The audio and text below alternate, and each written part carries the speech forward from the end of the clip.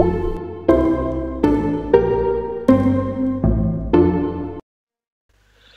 teman-teman semua, di video singkat ini kita akan membahas mengenai web dan apps apa saja yang digunakan mahasiswa Petra Informatika dan apa saja yang biasanya dilakukan di website-website atau aplikasi itu. Nah, web dan apps yang biasanya digunakan ada 5, yaitu SIM Petra, Lentera, Fpetra, SAUCP, dan yang terakhir untuk aplikasinya Petra Mobile. Nah, untuk yang pertama, mari kita bahas SIM Petra. Nah, SIM Petra biasanya digunakan untuk apa sih? Nah, yang pertama untuk cek nilai. Nah, untuk cek nilai, klik perkuliahan, lalu informasi akademik, lalu KHS. Nah, di sini kalian bisa melihat mata kuliah kalian, klik salah satu kode MK-nya. Nah, di sini kalian bisa melihat nilai-nilai kalian. Nah, kadang ada nilai yang tidak terlihat di kode MK ini. Nah, kalian bisa melihatnya di rekap CPMK.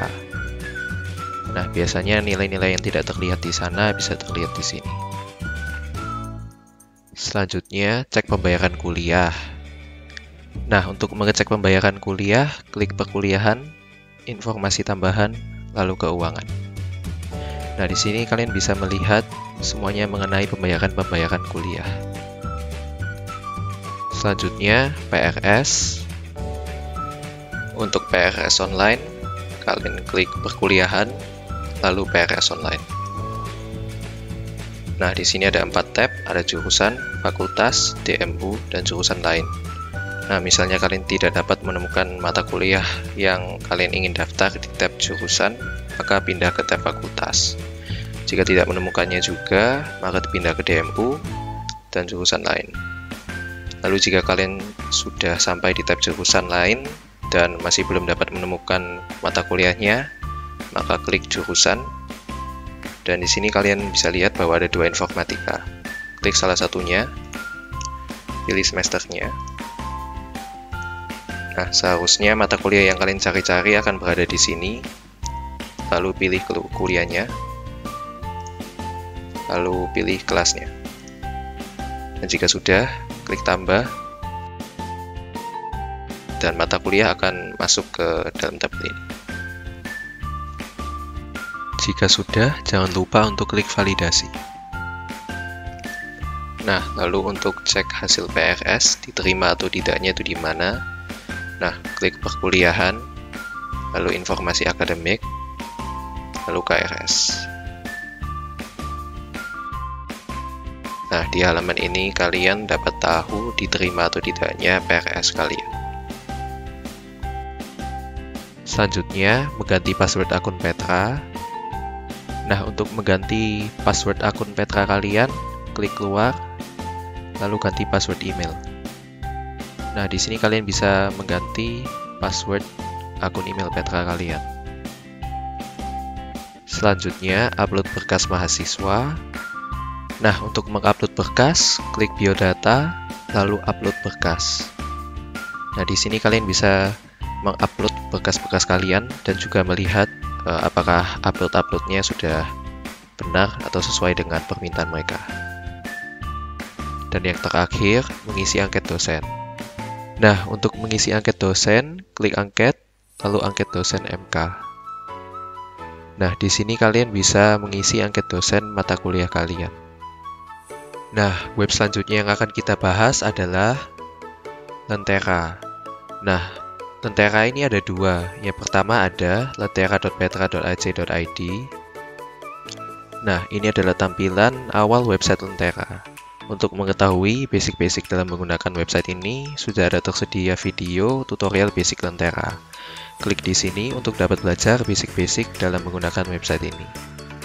Dan yang kedua ada cloud.lentera.petra.ac.id.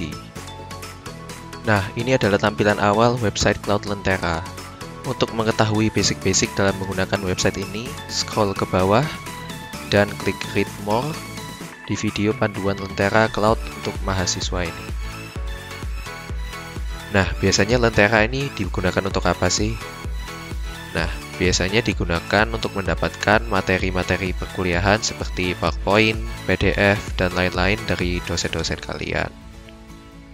Dan juga menjadi tempat untuk mengerjakan tes atau kuis. Nah, web selanjutnya yang akan kita bahas adalah FPetra.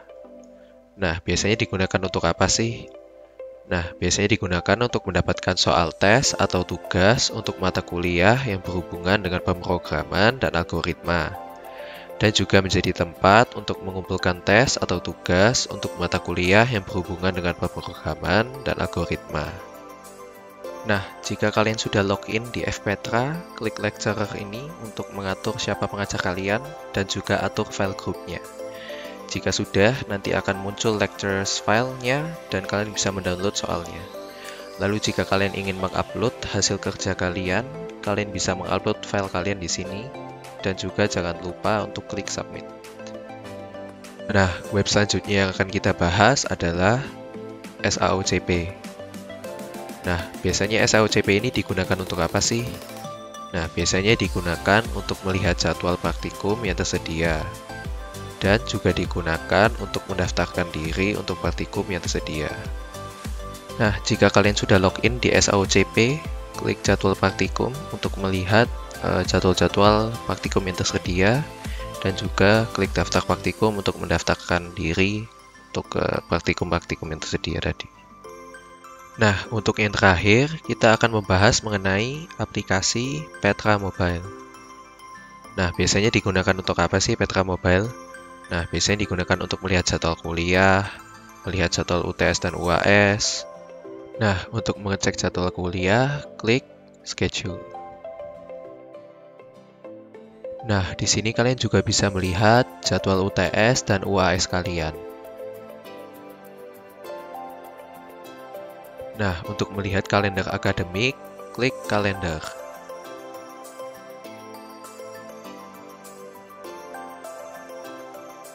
Nah, di tab Months ini, kalian bisa melihat jadwal-jadwal seperti hari libur dan event-event lainnya yang terjadi di hari-hari tertentu. Nah, kalian juga bisa melihat event-event tersebut di tab Schedule ini. Nah, untuk absen dengan QR Code, klik QR Code dan scan QR Code yang diberi oleh dosen kalian. Nah, untuk mengecek presensi atau absensi mata kuliah kalian, klik attendance. Dan di sini kalian dapat mengecek attendance mata kuliah kalian. Nah, dan yang terakhir, untuk mengecek SKKK kalian, klik SKKK. Dan di sini kalian dapat melihat semua SKKK kalian. Nah, kalian juga bisa melihat detail untuk melihat setiap SKKK yang kalian pernah kumpulkan.